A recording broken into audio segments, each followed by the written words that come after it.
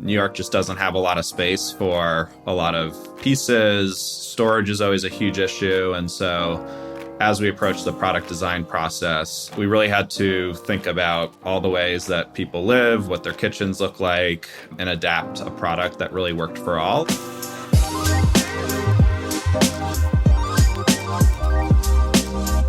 Hi, I'm Shuang Esther Shan, and welcome to another episode of Shopify on Location from New York City.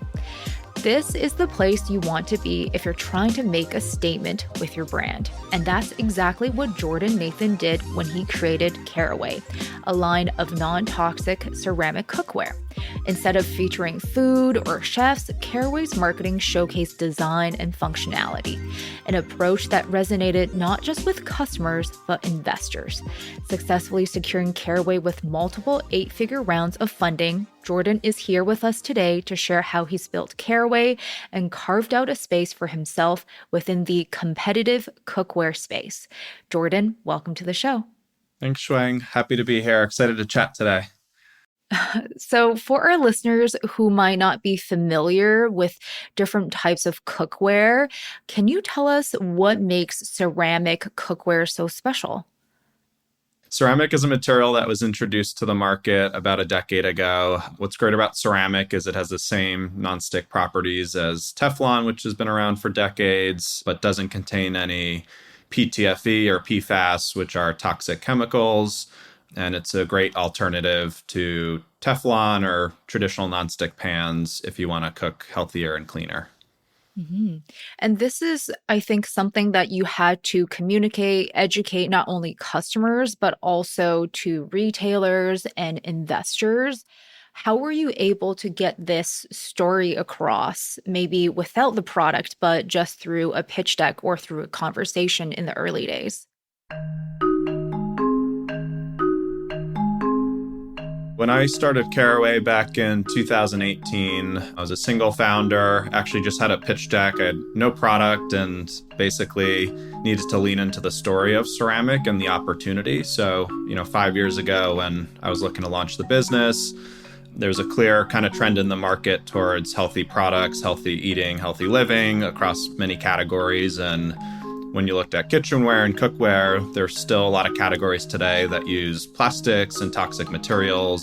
As we went to launch the brand, pitch investors, we focused on the ceramic opportunity. And I think what was exciting was there's a great kind of comp to BPA. If you look back a decade ago, BPA was kind of the main material in the plastic market. It obviously doesn't exist today. But looking at kind of nonstick cookware, a similar opportunity existed.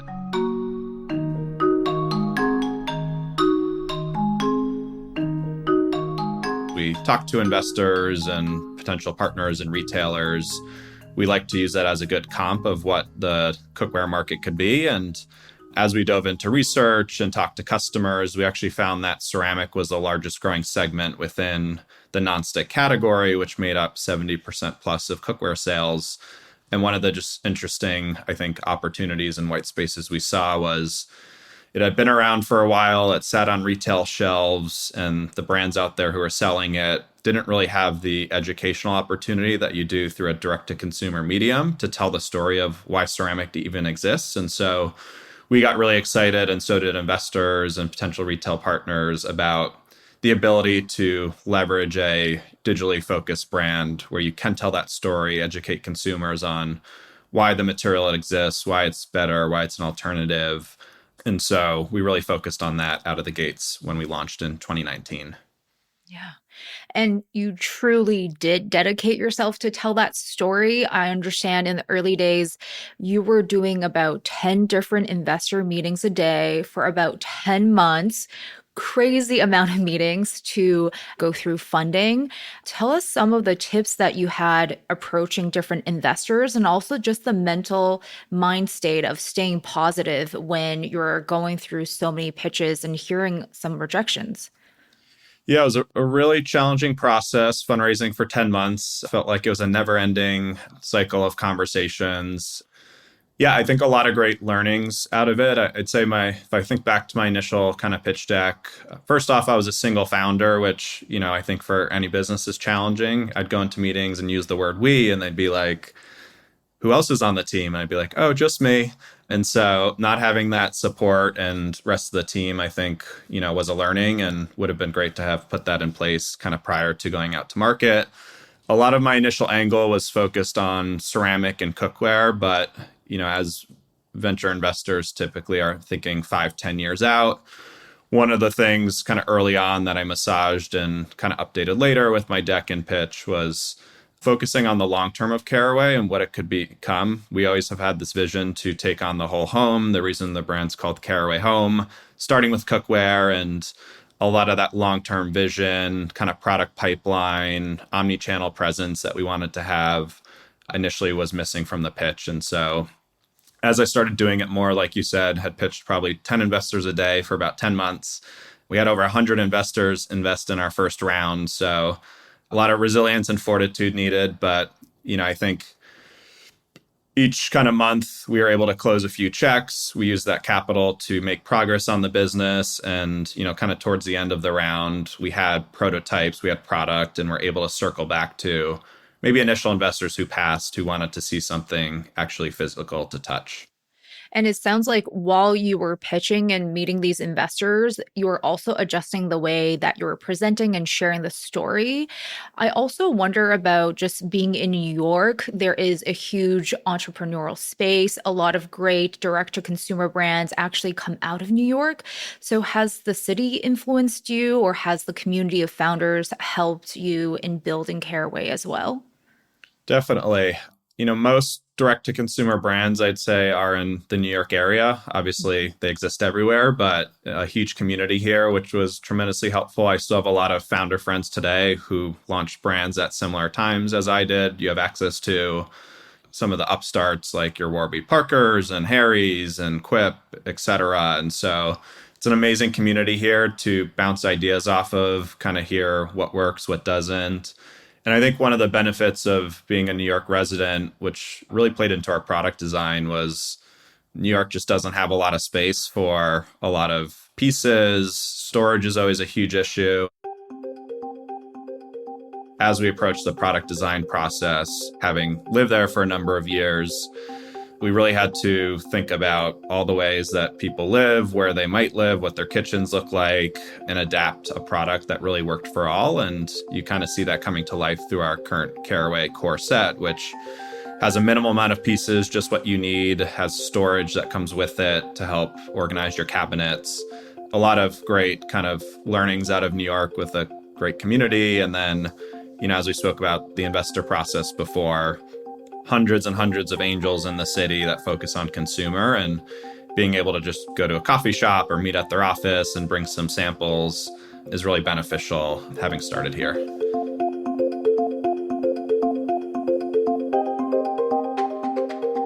And speaking to angels and investors, that's just one part of the puzzle.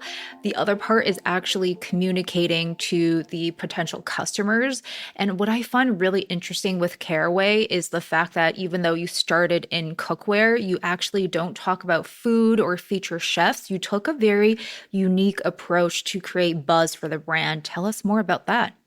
One of the gaps we saw in the market, obviously we were focused on non-toxic materials and wanting to tell that story, but I'm someone who really loves design, appreciates the details. And as we were kind of researching the market, we actually were the last direct-to-consumer kitchen brand to get to market. And it was really interesting watching all the other brands who had launched, many which are still around today and successful, who are focusing more on that professional chef, bringing pro tools into your home. And I think for me as a consumer, I'm not a great cook. I don't want to be a professional chef. I don't need the best. I just need something that's easy and looks good. And the big gap we saw in the market was this opportunity to focus on design, focus on color, and kitchenware is such a big piece of your home decor and design. And no other brand was really thinking about it that way.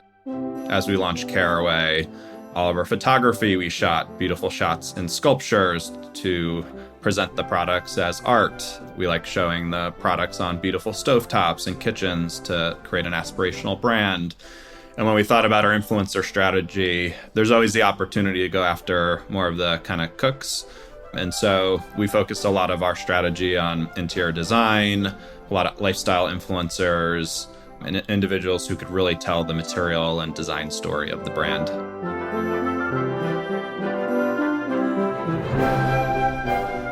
I also like that for, I guess, like more of a full circle moment as well, because you were saying how investors made you have this long-term vision of having Caraway home and entering into different categories. So you kind of brought that value or that vision into the initial campaign because you're taking images out of the whole home and you're showing that holistic interior design. The other part I find so fascinating when you launched was the way that you worked with influencers to prep for creating that buzz. So, talk to us about working with influencers and selecting that initial group before launch. So on launch day, or launch week, I should say, I believe we had about 100 to 200 influencers post all at the same time. And it was an incredible launch strategy where having so many influential folks talking about the brand at the same time created this amazing halo effect. And we actually launched on November 5th of 2019. So about 4 years ago. It was during holidays. People are starting to shop. And to have folks who've tested the product, we're a new brand, we have no reviews, our influencer base samples early to use and test, and to have that kind of source of truth for the product quality was really important.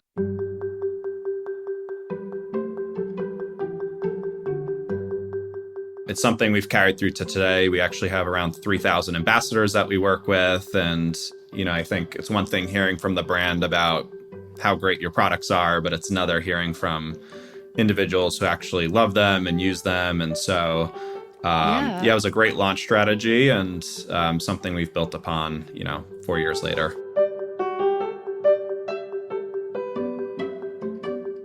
Yeah, I was going to say, I noticed Caraway because Emily Mariko was using your products on TikTok. So it's really cool to hear how you set that system up. But it must have taken a lot of planning and strategy to actually select the right partners and make sure that they have the right products. Can you share some tips about managing so many initial relationships before launch and working with influencers to get ready for that launch?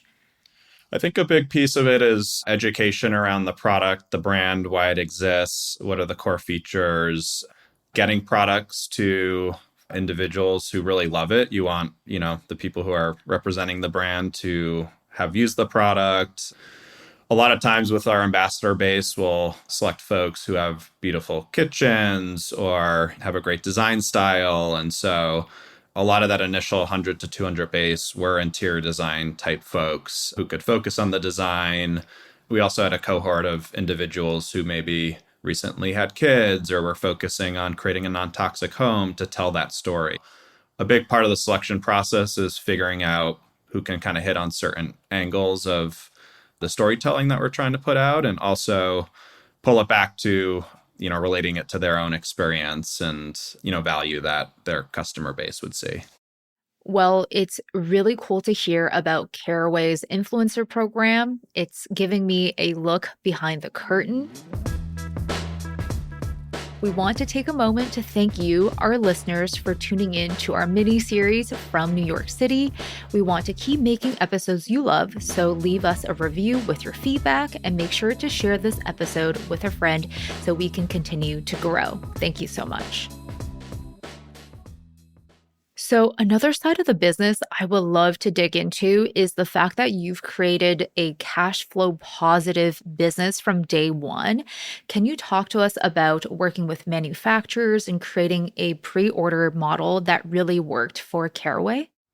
Definitely. One of the challenges for any young startup is cash, especially, when there's not a lot to go around. But when you're in a consumer business, you have inventory, a lot of your cash gets tied up. And so being last to market in the cookware category, I think our fundraise was a lot more challenging than had we been first to market. And we had less capital than competitors. We knew access to it would be challenging without hitting certain metrics. And so as we launched the business, we had to think creatively about how do we extend this cash runway. And the way we did that was working with great factory partners, logistic partners who are willing to extend payment terms. And we created actually a efficient kind of model of working capital where We actually were selling the products before we had to pay for them.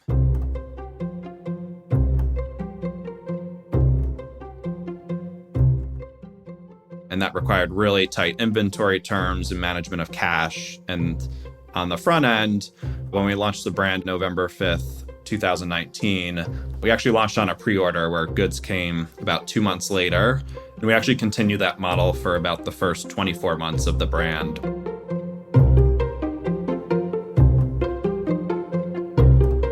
There were certain points where you could get product and it shipped to you in 2 days, but we started selling products kind of 6 to 8 weeks out, and that also extended the cash runway that we had for the business. Interestingly enough, actually every product launch that we've done to date since the cookware, we've actually launched on a pre-order. So I've taken a lot of those learnings into new product launches, and it's been a successful model for us to date.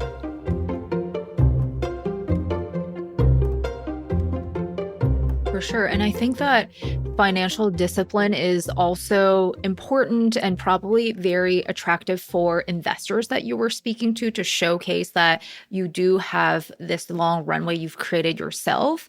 I guess the question here is, when you were successful with fundraising and you have to do that mental switch between very disciplined financially to actually start to invest in marketing dollars or in growth strategies, what were some of the initial things you did to invest in growth levers?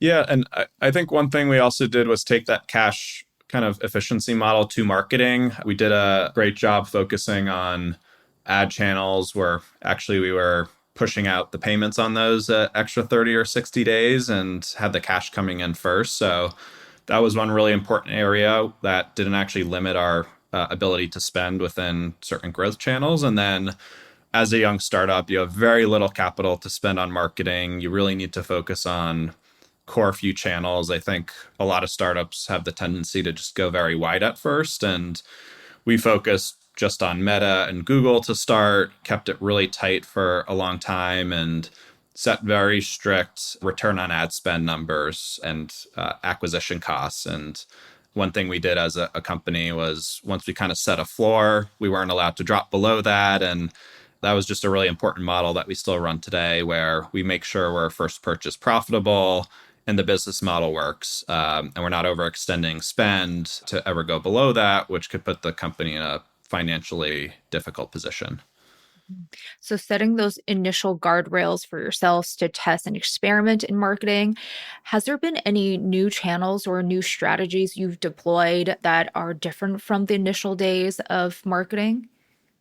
We've definitely added channels over time. We now sell and advertise through podcasts, TV, a number of online channels. I think one thing we're doing differently today that we didn't do in the past was leaning a bit more into kind of video, showing the product more in use in a kitchen. A lot of those early channels are still our most successful today, but as the world of advertising's evolved and, the iOS 14 rollout with privacy and tracking and GA4 changes on Google, we've kind of had to adapt our strategy. And where you're kind of seeing a lot of those platforms lean today is more into the creative of your advertisements, whereas, 5 years ago, it was more about kind of account structure and working with the algorithm in terms of how you set up your targeting. So a lot of that has just kind of evolved over time, and we've certainly added a ton of new channels. I think one of the challenges we have today that we didn't have in the past is we now have 5 or 6 core product categories, and each one kind of with its own story and persona and customer base. And so one of the evolutions of our advertising strategy has been, how do we actually tell the story of each of these products, which are all big categories and big opportunities. Yeah.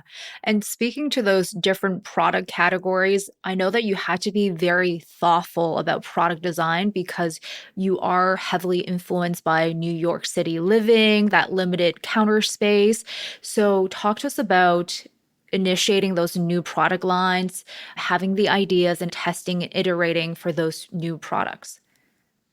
Yeah, so product is, I'd say, kind of Caraway's core competency. And we actually spent about 3 years designing each product that we've launched. We really make sure every detail is perfect. We always kick off the process with consumer surveys. What do they like about their current products? What don't they like? We also like asking what are challenges in the kitchen that need to be solved. And, there might be ideas or product categories that come out of that we can help solve or make easier.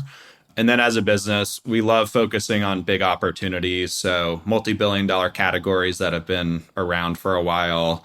We always want to make sure we're having a non-toxic solution or something eco-friendly, somewhere where design is maybe an afterthought within the category. And so we love choosing opportunities like that. And in kind of the 3-year development process, we're doing a lot of product testing. We're working with manufacturers.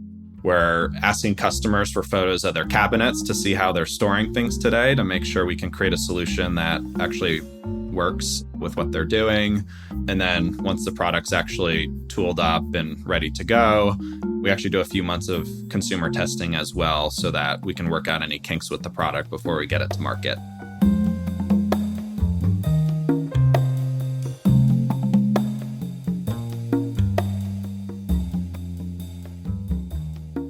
It sounds like you've really honed in on this feedback loop to make sure that the customer feedback is at the heart of how you're developing these products, which kind of leads back to your career before Caraway. I think listeners don't know that you were developing hundreds of products for brands before. Talk to us about those experiences and what you've learned from them to actually be able to understand kitchen products better and market them to the customer that you want to reach.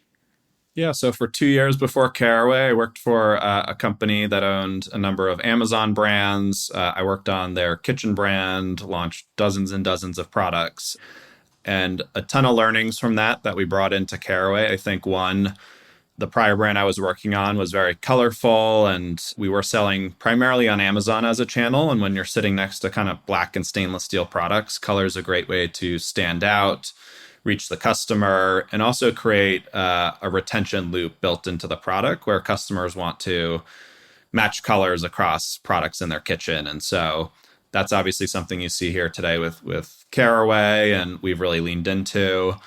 One of my biggest learnings from my past career is it takes the same amount of effort to launch a $10 product as it does a 400. And so as you think about prioritizing your time and what products you launch, making sure you're putting your efforts into big opportunities, ones that can really drive revenue, I think is important. I think it's really easy to get caught up into smaller products or accessories that are great for the brand, but don't actually drive significant revenue. And when you're, in your first 1 to 5 years, you need to stay very focused on what's going to drive performance. And you can always come back and launch those brand products at a later point. So I think that prioritization has been really key to us at Caraway. And then the last thing, sets are a great way to get into consumers' homes with great unit economics. There are a lot of brands in the space that focus on selling single pieces. We do today, but they're kind of at the back end of what we do as an operation. And so took a lot of kind of set learnings and bundling learnings from my prior role into Caraway, which has driven a lot of our product strategy. Mm-hmm. The most interesting part to me is you're the quintessential story or the theme that we've heard a lot from our New York merchants. You've actually worked in a category that people think have been very saturated, and there is no space for new ideas. So I guess, what is your advice for people who might be working in established industries in a corporate job and they're learning lots? How do they keep their eyes open for opportunity in a space where people might think that's already been really saturated? Yeah, I think when launching a business, everyone wants to create something that's, you hear these words disruptive and innovative. And, I think some of the best products are in the simplest categories, just done better and have more focus on higher quality details or cleaner materials. And so I think for other entrepreneurs out there, focusing on a product category that really well is important. I think, having that gut instinct or intuition and in terms of what consumers want is a huge advantage. And then, if the market's big enough and you create a great product, consumers will come. And so, Not every brand needs to be a billion-dollar business. There are great opportunities out there and consumers who will buy if you create a great product. And so I think focusing on something you know well and looking for what's a storyline or what's a material or, what's an area that's not being pursued within this category. Yeah, I love that advice so much. To close out the show, we know that you're constantly thinking about new products and new lines. Are there any new releases you can tell us about for Caraway? Yeah, so we actually just had three major launches in the past 3 months. It's been a busy fall for us. We launched our prep set and cutting boards, which are knives, utensils, and cutting boards. So really exciting to get into the prep category. It's been one of our most requested product lines over the past few years. We launched a square-inspired cookware set a few months ago called Squareware, where we took your classic grill pan, griddle, roasting pan, and double burner griddle and built this really unique merchandised bundle of products that are typically bought a la carte and put into a set with our same great nonstick ceramic.